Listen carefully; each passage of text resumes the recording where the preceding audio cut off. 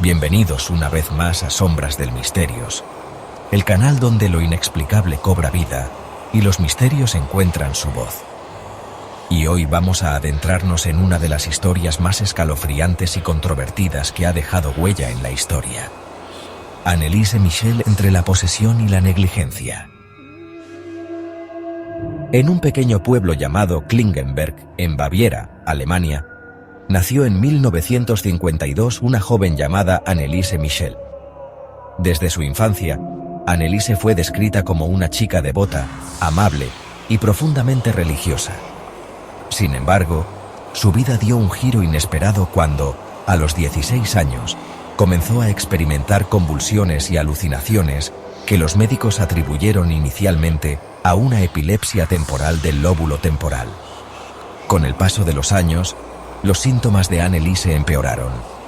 Las crisis se volvieron más frecuentes y ella aseguraba escuchar voces que le decían que estaba maldita y que iría al infierno.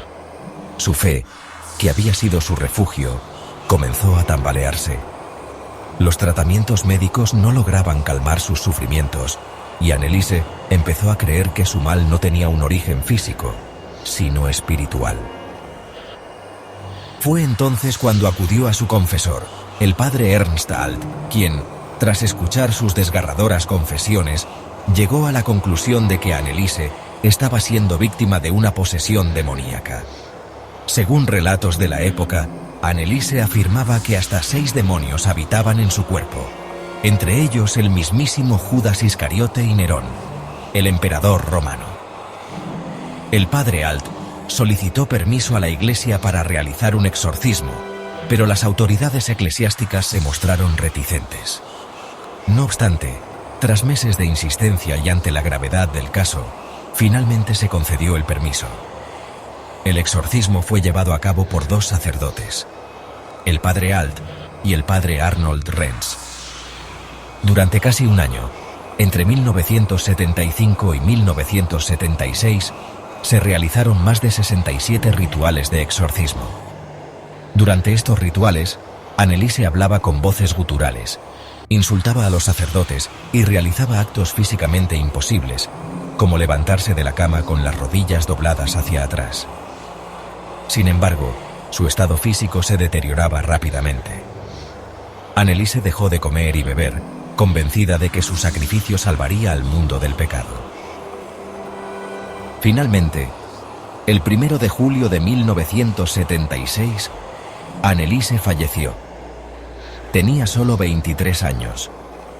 La autopsia reveló que su muerte fue causada por inanición y deshidratación, pesando apenas 30 kilos al momento de su deceso. Tras su muerte, estalló una gran controversia. Los padres de Anneliese y los 2 sacerdotes fueron acusados de homicidio por negligencia. Durante el juicio, se debatió si la posesión era real o si Anneliese había sido víctima de una combinación de enfermedades mentales no tratadas y la presión de una sociedad profundamente religiosa. El tribunal dictaminó que los acusados eran culpables de no haber buscado ayuda médica adecuada para Anneliese, aunque finalmente recibieron penas reducidas. Este caso generó un intenso debate sobre la línea que separa la fe de la superstición y sobre cuándo la intervención espiritual debe ceder su lugar a la ciencia.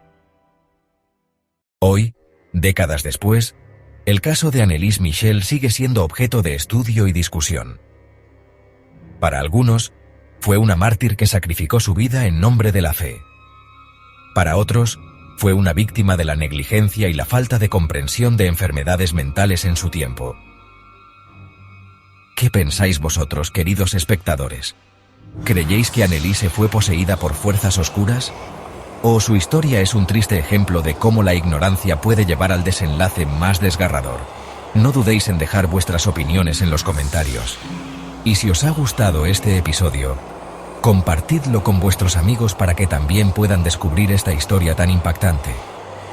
Nos vemos en el próximo episodio de Sombras del Misterios, donde seguiremos explorando los rincones más oscuros de la historia y la mente humana. Hasta entonces, sed valientes y recordad, incluso en la oscuridad, siempre hay una luz que nos guía. Apagad vuestras velas y cerrad bien las puertas. Nos vemos pronto.